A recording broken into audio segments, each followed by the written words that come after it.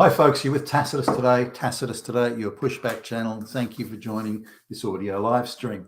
In this essay, I'd like to talk about what we've sort of come to know as historical revisionism. This is done by the globalist controlled and globalist funded industry of going back into white history and replacing iconic white characters of history. And even from characters out of novels and stories, and replacing the white people with black and brown people, primarily black, but also some brown. So I noticed just recently that I was just going through the list. Someone had a list of movies where black people have been used, black actors that have been used to replace white people. And also in children's school books and sort of school history books generally, and even some other literature as well, where there's been a willful and very focused effort at replacing white people in history, and where they're not replacing them, they're defaming them in some way that really they were terrible people or they were Nazis or the usual stuff. Or they once owned slaves, or somebody they knew owned slaves, or a relative of theirs that owned slaves, and so on. Just having a look at this, I just had a look. This is primarily British. There was one Roman and two Greek, but otherwise there were 21 characters out of British history, whether they be in novels. There's a few from novels, Charles Dickens novels, that sort of thing, but otherwise historical characters. So characters that were clearly white, and there was never any sort of issue with that, have been recast as black people, if only to try and sort of convince children and younger people that England or Britain's always been this multicultural society where maybe possibly half, maybe like slightly less were ever white, and all the rest were black and brown and Asian and so on, which of course is a grotesque untruth. But that's the rewriting of history. Now, I hadn't sort of quite appreciated the extent of it, and I've mentioned this rewriting of history before in videos, but it's the extent of it. It seems to be increasing sort of almost by the day. Now there are various reasons for this. One is the globalists are determined to re-engineer the white Western world into multicultural societies. In fact, they're pretty much already there.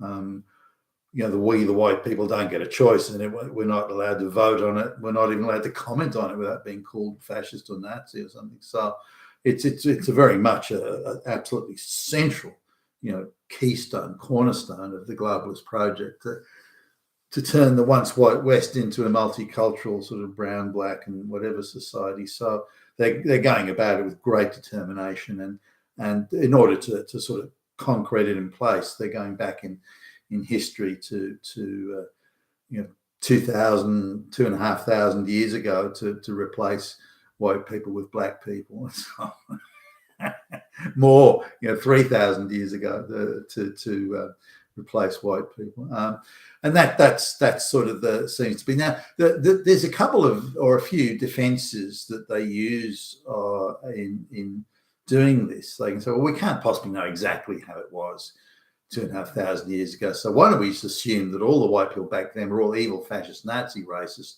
They're all Hitler, and therefore there would have been lots of black people around in prominent positions, but those evil, fascist, Nazi, white people back in the day just wrote the black people out of the history because they were all Nazis. So why don't we just say that?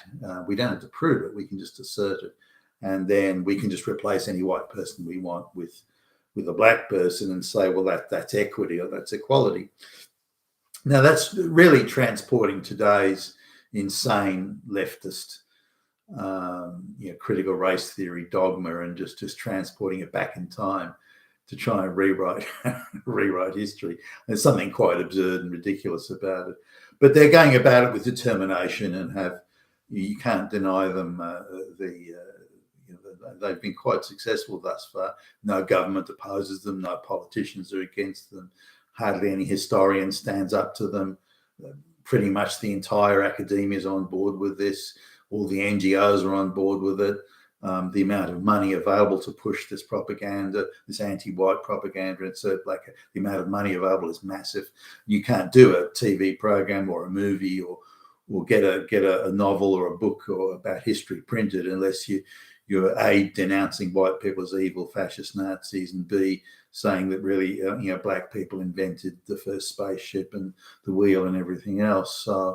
So that this pressure and determination to write history comes in a number of ways. It's not simply a cultural thing or a fad of the moment. A lot of money and resources are being put into it, and a lot of barriers, huge amount of barriers being put to prevent any alternative or other point of view taking place.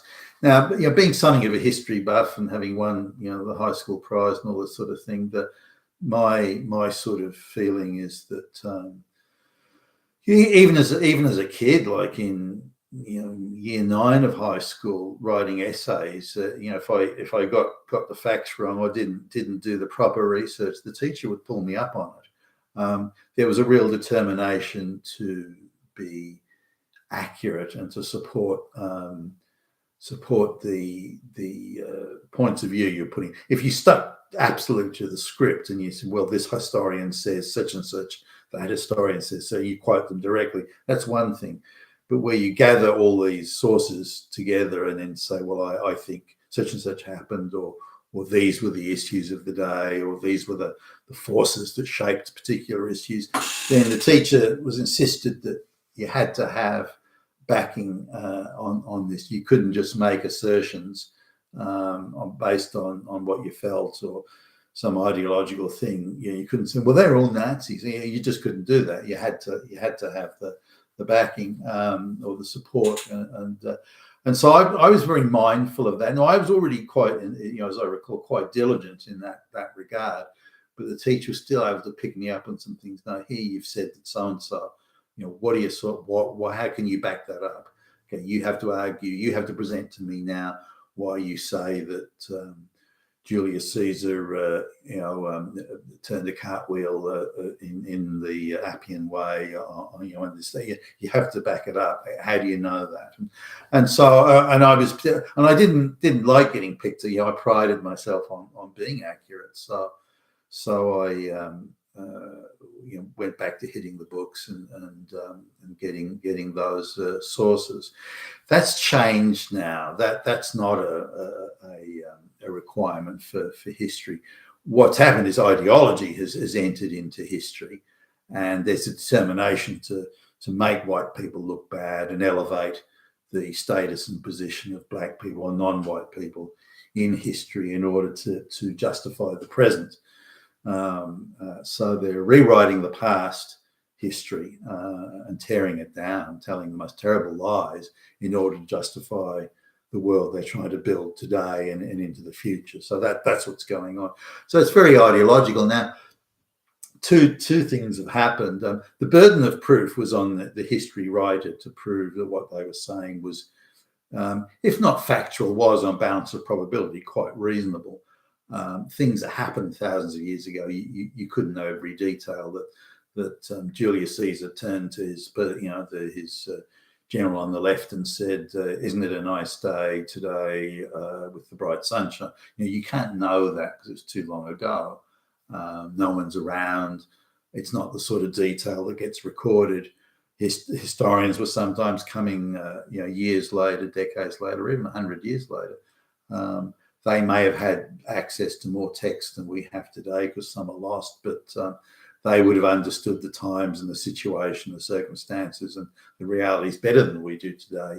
So the chances are their version of events is going to be closer to the mark than our own might be. I learned to look at things like balance of probability, that it's very unlikely that such and such occurred because of these factors. You could say, well, that probably didn't happen like that. So the version of events may be written at the time to make somebody look more heroic than they really were, or to make the other guys look more evil than they actually were, and these sorts of things would still be in play. And as a history buff, this is a kid at school and college, I was mindful of these sorts of things. That there would have been an attempt to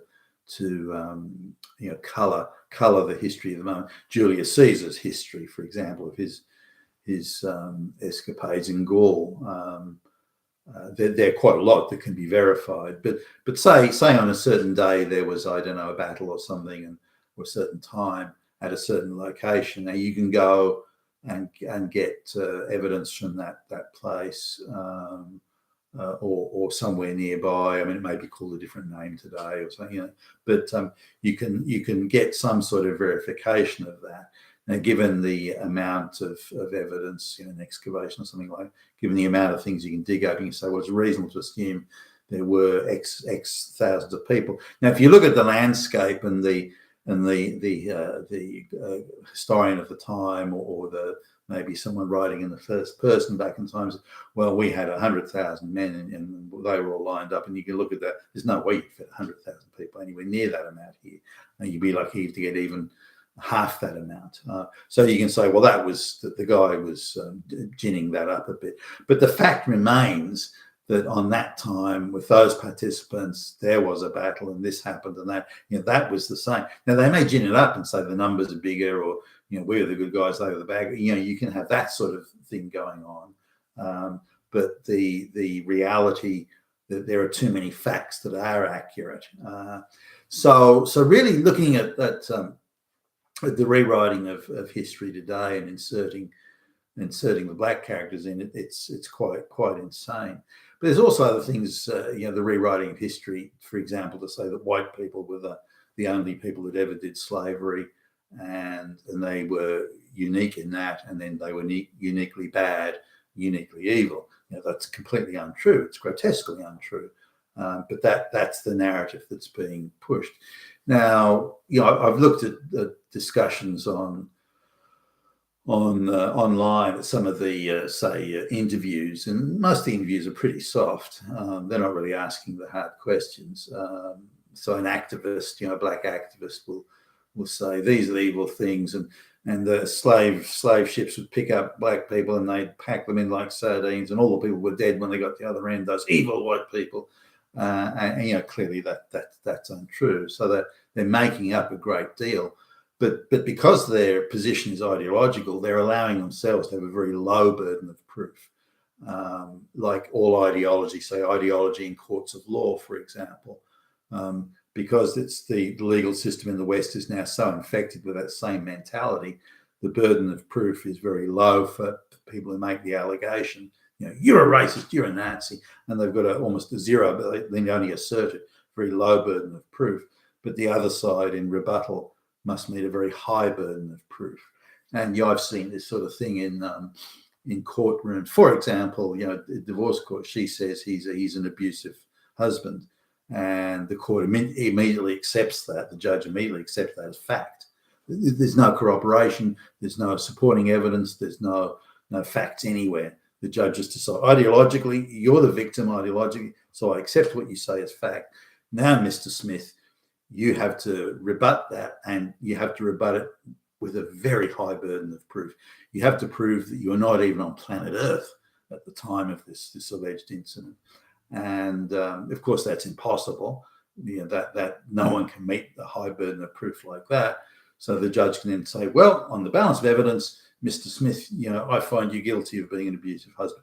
Not because there's evidence to support it, but because the judge gives a very low burden of proof to one side and a very high burden of proof to the other, to the supposed oppressor.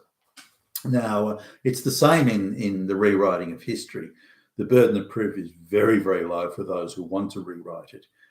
Yet the burden is very high in the rebuttal. So we can say that Cleopatra's black, but can you prove that she wasn't black? Were you there at the time? Were you there? Have you got Cleopatra in the room right now? Are you, and that's so. But that works in reverse. You can't prove that she was black. but I have a lower burden of proof to me.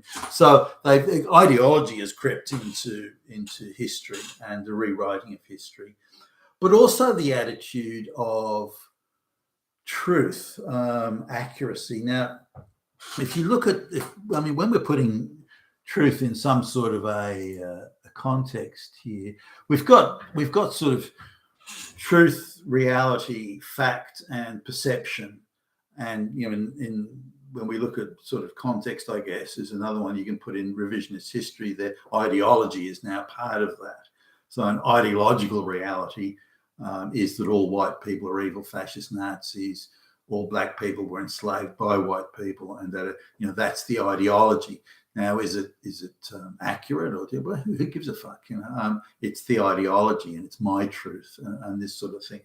Now, I just want to talk a little bit about is where do we truth, reality, fact, and perception and context are all overlapping. They're not sort of. You can't say, well, truth is truth. That's a little bit harder to determine. So you walk into a room and you see someone holding a smoking gun. There's a dead body on the floor. Well, isn't it clear? Isn't it obvious that that person's just shot the dude on the floor? That's the truth. I came around the corner, and the truth is I saw him holding the gun, and the gun had smoke coming out of it, and I saw the dead body on the ground. That's the truth. Well, okay, that may be the truth, but the reality is that it was the guy on the other side that just ran out the door before you came there who actually shot the thing. And this guy just picks up the gun and it's still smoking. So actually, he didn't do anything at all. It just looks that way because you didn't see the bit that happened before. So in the context, the context is that he came along afterwards and picked up the gun. Now, what you saw is your perception, and I've mentioned this a number of times before. There was something I came across many years ago where one car had knocked some kid down on the road. Yes, some kids were playing with a ball, and this is at a bus stop, next to a busy road. The ball had gone out in the street. The kid, unthinking, had run out to get the ball. A car had knocked them down. The car had gone and then pulled up further, and then another car went over the top. But a guy came along and he saw the second car, not the car that knocked the kid down, but the second car drive over the kid. And he said that was the car that knocked the kid down. He gave evidence in court to that effect.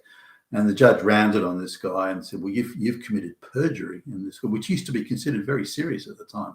Doesn't seem to care. No one seems to care about it now, unless they're going to chase a Republican. Then they seem to care about it a lot. But the judge was, somebody could go to prison for this, and so your testimony must be accurate.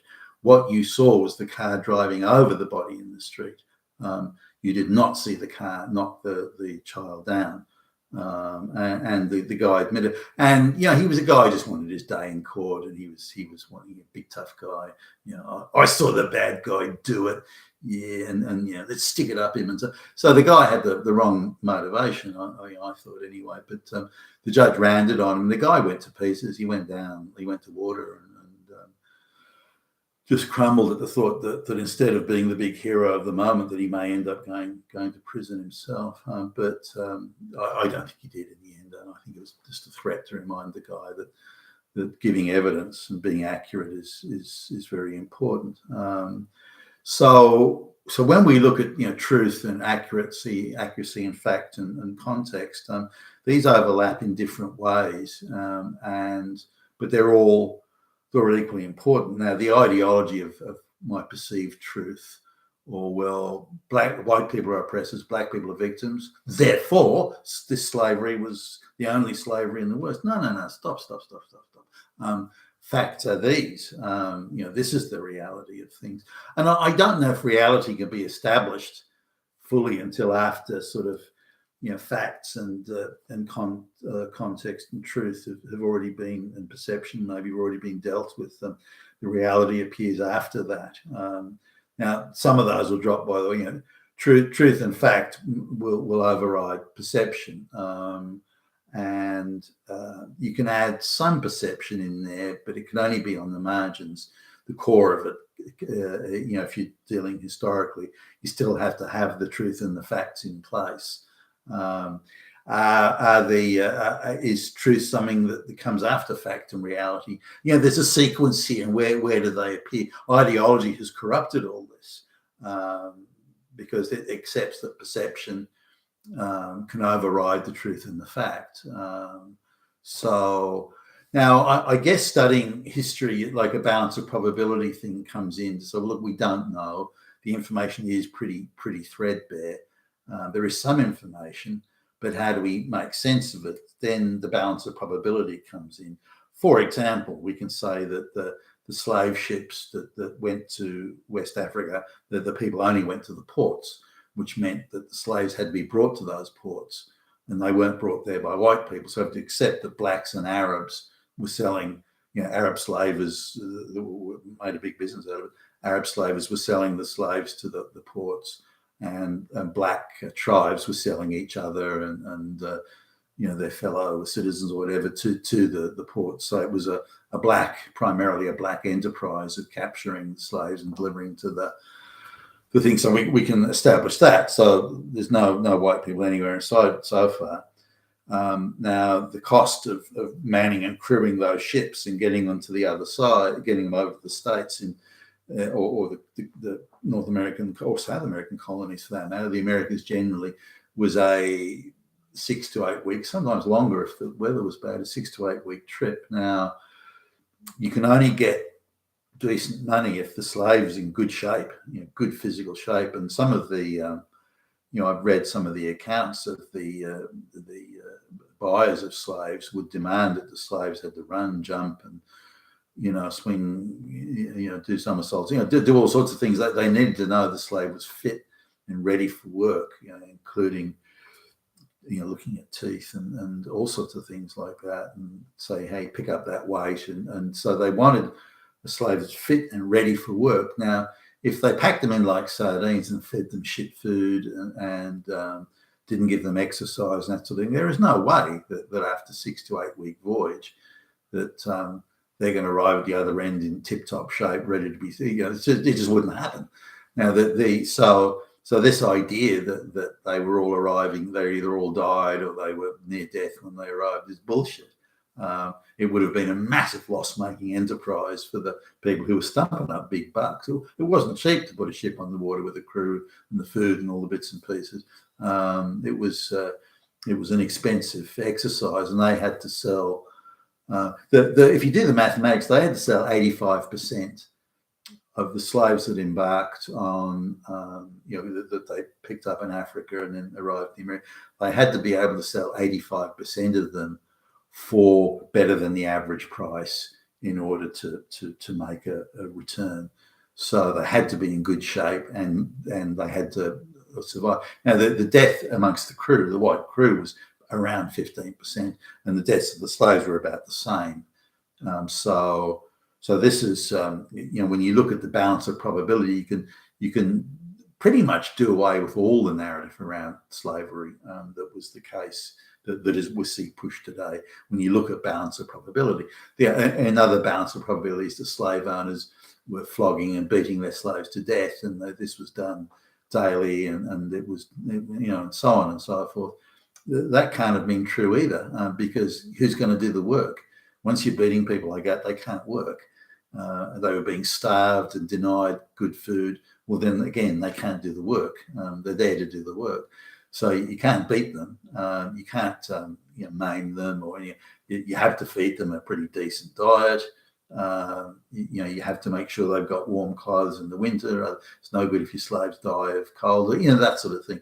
So you can really not, put out a lot of the propaganda type claims of evil Nazis and this and that and next thing, because it just doesn't stack up on balance of probability.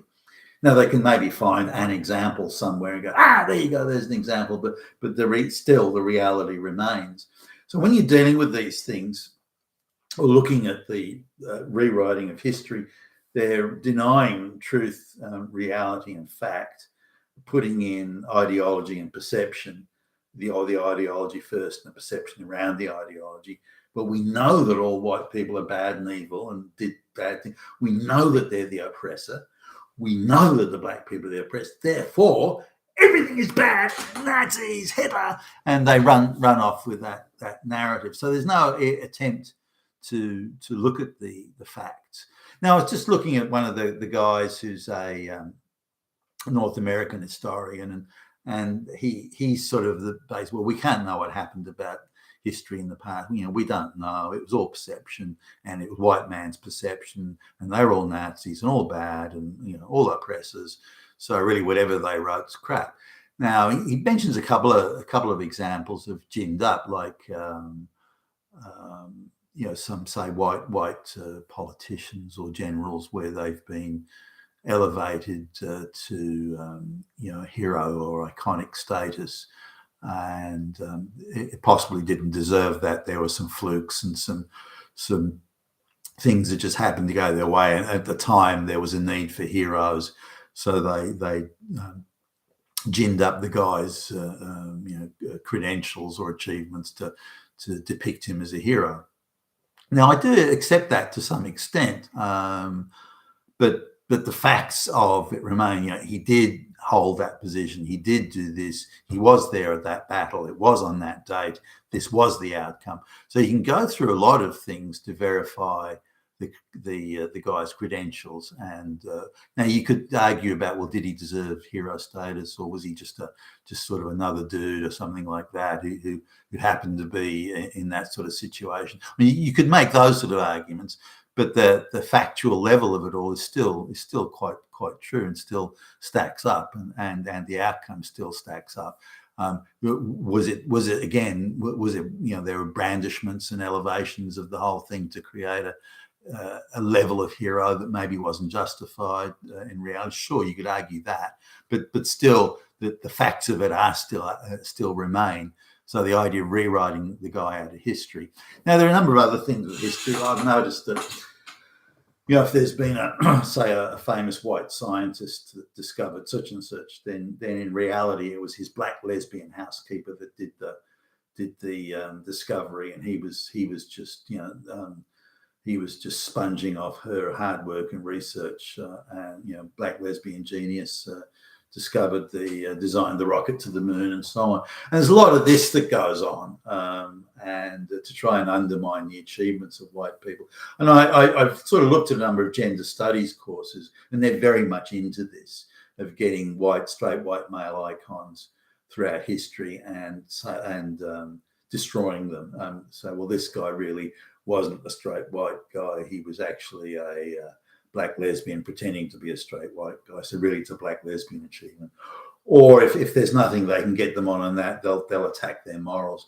Well, he used to beat women, and he had slaves, and he whipped them, and he was evil. And so they'll try and come at it that way. So either the achievement was from a minority group, or if they don't do that, then the person was morally and generally evil all round. So there's very much an ideological gender studies Marxist sort of thing. And the Marxists did that as well. If you look at, say, the Soviet Union and the Chinese communists, they got a lot of Chinese icons of history and tried to destroy them and effectively eradicate them, script them out of the history of the nation on the basis they didn't want heroes who were capitalists or who weren't communists and so on. So just putting all that together. I mean, I'd be interested in your views. But this writer, by the way, that just came back to him that says that we can't know what the history was. I mean, it's we see. I'm sure it's coincidence, but we see it again. He's a Jewish homosexual, and very very much involved in academia, and he if you look at his Wikipedia page or the page about him in Wikipedia, it absolutely gushes, not a single negative word about him. He's a moral moral and spiritual genius, and it's clear that they love him, and he's got all these awards from various communist and Marxist groups and NGOs and so on.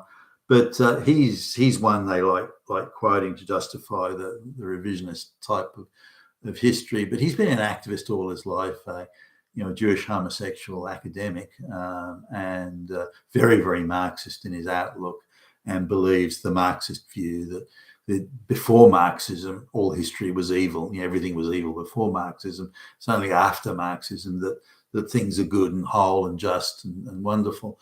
And so his view of history is that it should be eradicated, destroyed, undermined, and so on, which is a great way of disconnecting people from the past, which is, of course, what we're seeing today with revisionist history. But think about this, truth, reality, fact, perception, ideology, and context. That's the overall mix that we're looking at now at history. And the historian has to, I believe, the historian has to divorce themselves from ideology because that will create a predetermined perception of things. So you've got to let that go. And truth, reality, fact, and context, and that's how history is put together, and it creates an ordinary, like truth, reality, facts, and context sort of have a way of balancing each other out. So you can arrive at a reality, whether it be on balance or probability, or something that's something that you've sort of worked through as a process of analysis and checks and balance on. Well, I think this, but hold on, that doesn't hold up in based on this analysis.